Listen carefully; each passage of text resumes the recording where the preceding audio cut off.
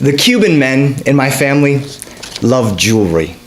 Big, shiny, gold jewelry hanging from our wrists and necks and fingers. Big, shiny, expensive. The higher the risk that you're going to get shot and robbed and your body dumped in an alley because of what you are wearing, the better. My Uncle Tito had a huge watch and a huge ring and a huge bracelet that all looked small on his even huger body. He was an ex-boxer from Cuba, barrel-chested, and when he hugged you, it hurt. I have 2 younger brothers, and I was at about 8, and they were 7 or 6, and Tito was about 40 years old. For some reason, he mentioned his last will and testament, and we were fascinated. We didn't really know that people could die, and that when they died, the people who survived would get some stuff. When I die, hopefully 50 years from now, you get a bunch of stuff, okay? You get the watch, you get the ring, and you get the bracelet, okay?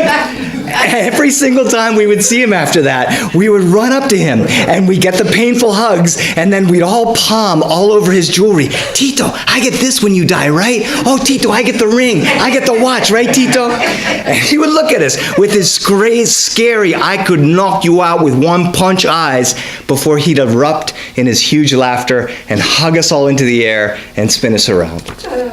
He died 52 years later, a year ago last week. A happy, gentle soul surrounded by his family at home.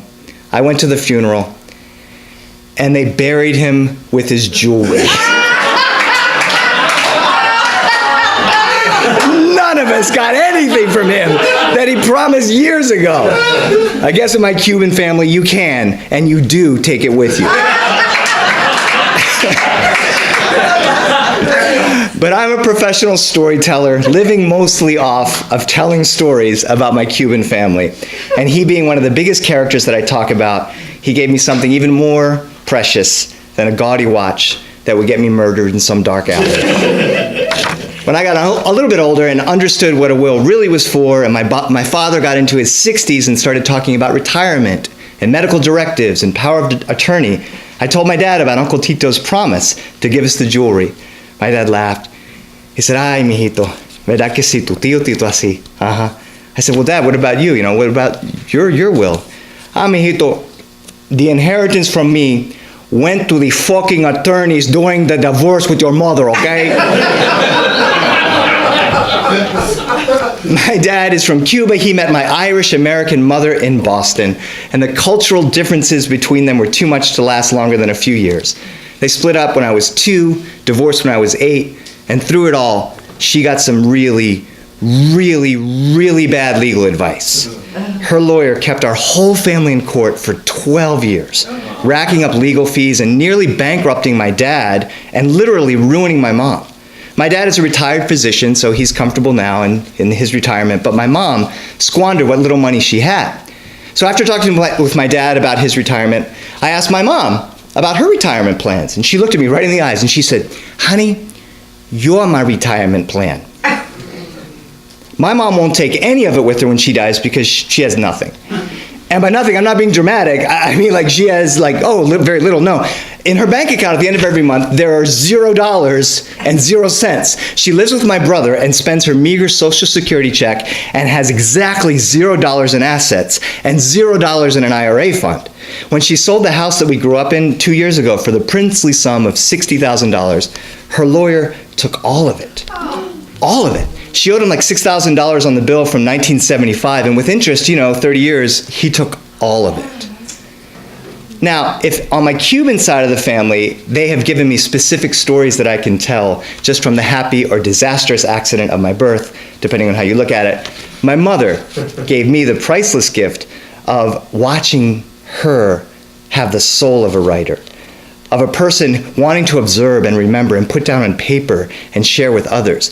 Papers that she stored in a trash can in the bottom of her apartment building that the superintendent threw out. Oh. And he said, but they look like trash in a trash can. She said, they were my writing. She would buy me empty journals when I was younger. She ignited my love of reading. She provided me with a skewed, funny, poetic way of looking at the world. In my family, my mom is everybody's favorite, and not just because she swears all of the time. She talks to all of us to this day like we're adults, and listened to us when I was 5. Having someone like that listen to me like that, my mom is a great listener.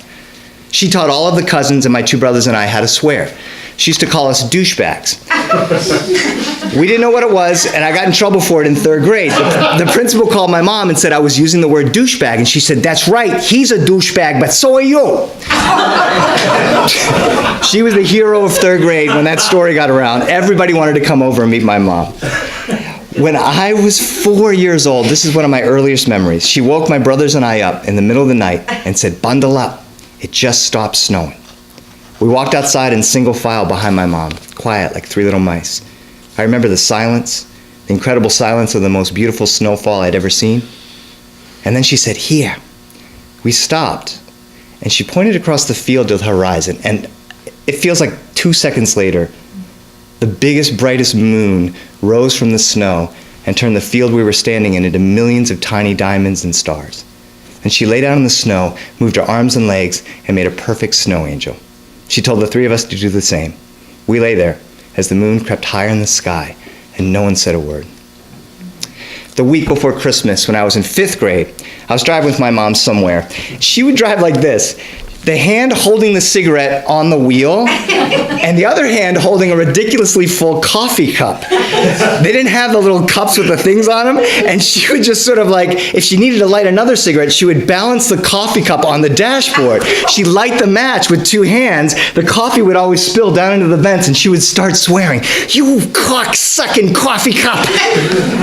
I would laugh so hard. She says, "Not fucking funny." And as we were driving along, I was going over all the reasons why Santa didn't exist. There's no chimney at Grampy's house, but Santa still comes. And he always seems to get me exactly what I want, but only if I tell you first. Like last year, I didn't tell you I wanted Mattel electronic football. I only told Santa, and he didn't bring it. Yeah, well, Santa knew. You just fucked up when you hit your brother with that hose.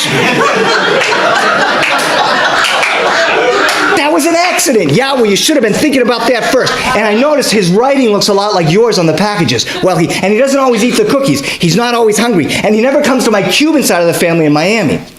We stopped at a light. She looked at me, and I wanted her to say that I was wrong. I wanted at least one more year to believe in that beautiful myth, that wonderful deception, that lie of Santa Claus. She looked at me with her piercing blue eyes, breathed deeply, and said, "You're right, there is no fucking Santa Claus. He doesn't fucking exist. Are you happy now? Are you happy?"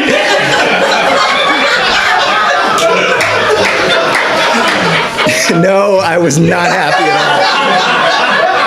all. She fumbled with the smoke and spilled coffee everywhere, and we stared at the coffee all over the dashboard. At the exact same time, we both yelled, "You cock-sucking coffee cup!" We looked at each other, and she busted out laughing, and we laughed for a long time, and she looked at me, and she says, "All right, but don't tell your brothers, okay? They'd be devastated if they knew that old fat motherfucker didn't exist." I looked at her and I smiled. I said, "Okay, Mom, I won't tell them." So in my family, to this day, my brothers don't quite know the truth.